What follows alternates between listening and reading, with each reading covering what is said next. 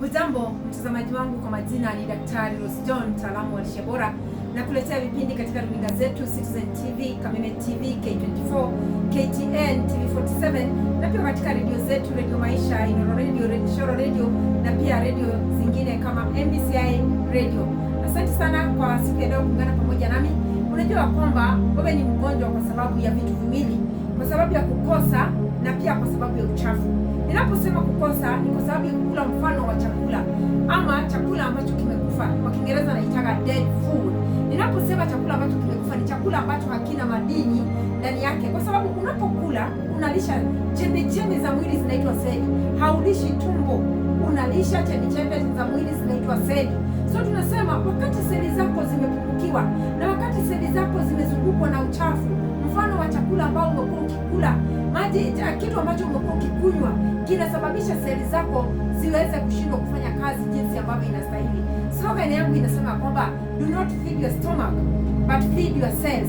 Usipe tumbo lako chakula, lakini pea chembe za mwili chakula.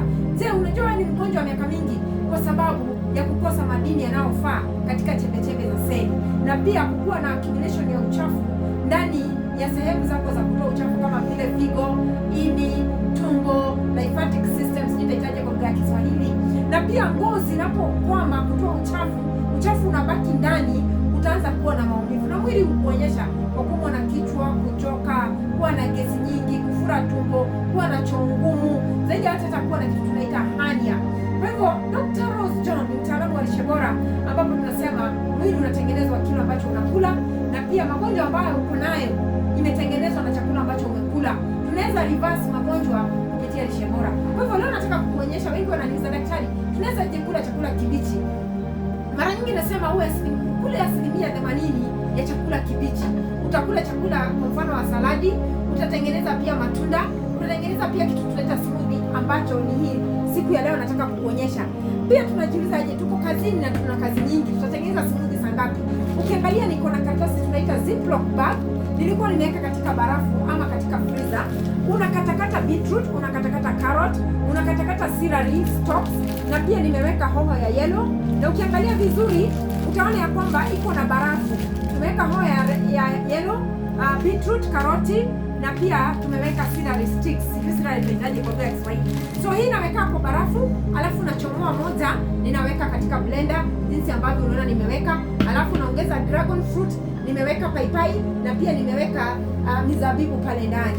So ninaongeza pia, hata ukiangalia hapa nimekatakata karoti na ziwekanga kwa freezer wakati ziko nyingi. Kwa hivyo nimeweka karoti hapa ambapo imetoka hapa nusu yake. Then ninaweka vitu zinaitwa nuts. Hii ni walnuts. Unachukua walnuts unaweka kwa jinsi vile. Pia unachukua kitu kinaitwa almonds, ndio inakuwa complex food. Nimeanza tena kula chakula kibichi.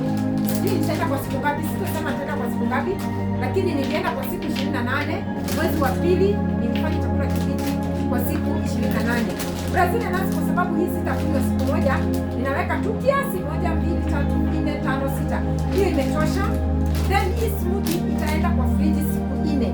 Nikisiaga tunaweka kwa smoothie unaweka kwa fridge kwa siku 4. So nitakuwa ninakunywa bibi nusu lita asubuhi. Mwili wako unahitaji madini.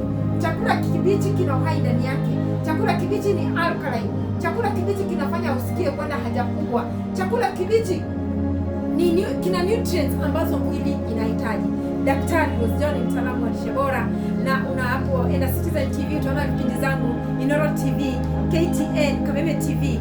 Utaona kazi ambayo nimekuwa nikifanya MBCI Radio, nikielimisha wananchi kuhusu lifestyle diseases ama magonjwa ambayo yanakuja kwa kula vibaya, kufura tumbo, kuwa na gesi, choo ngumu, kunuka mdomo. Pia chakula kikikwama kwa tumbo, mdomo utakuwa na harufu mbaya.